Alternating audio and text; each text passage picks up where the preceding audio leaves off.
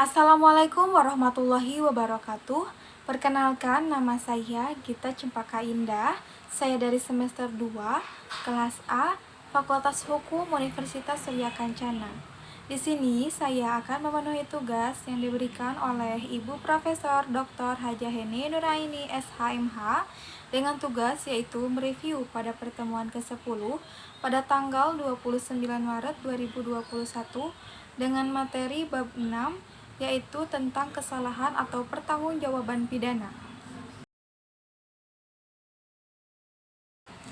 Kesalahan merupakan unsur subjektif dari suatu tindak pidana. Ginstrafzonderschuld yang tidak terdapat dalam KUHP tetapi terdapat dalam hukum tidak tertulis. Kesalahan adalah keseluruhan syarat yang memberi dasar untuk adanya pencelaan pribadi terhadap perbuatan pelaku tindak pidana. Dalam arti yuridis dibagi menjadi dua, yaitu kesengajaan atau dolus atau offset, yang kedua kealpaan atau culpa. Unsur-unsur kesalahan yaitu ada 3, kemampuan bertanggung jawab, adanya hubungan batin antara pelaku dengan perbuatannya yaitu yang berupa kesengajaan atau kealpaan, tidak adanya alasan pemaaf. Kesengajaan diartikan dengan menghendaki dan mengetahui.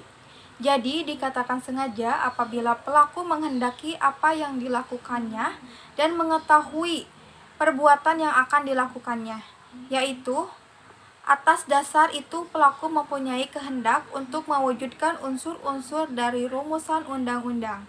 Selain itu, pelaku juga menghendaki akan akibat yang timbul, atau pelaku juga sudah dapat membayangkan akan akibat yang nanti timbul. Perbedaan dari kedua teori ini, dalam hal ini akibat dari keadaan yang menyertainya, walaupun dalam prakteknya penggunaan teori ini sama. Corak atau bentuk kesengajaan. Yang pertama, kesengajaan dengan maksud atau bertujuan untuk mencapai tujuan, yaitu bentuk kesengajaan yang paling sederhana, di mana perbuatan pelaku ditunjukkan untuk menimbulkan perbuatan yang dilarang, dan pelaku menghendaki perbuatan tersebut beserta akibatnya. Contoh, si A menampar si B dengan maksud agar si B merasa sakit dan kapok untuk tidak berbohong lagi. Yang kedua, kesengajaan dengan sadar, kepastian atau keharusan. Dalam hal ini, perbuatan menimbulkan 2 akibat, yaitu yang pertama, akibat yang memang dituju oleh si pelaku, yaitu dapat berupa delik sendiri, dilakukan sendiri, dan dapat berupa penyertaan atau deal naming.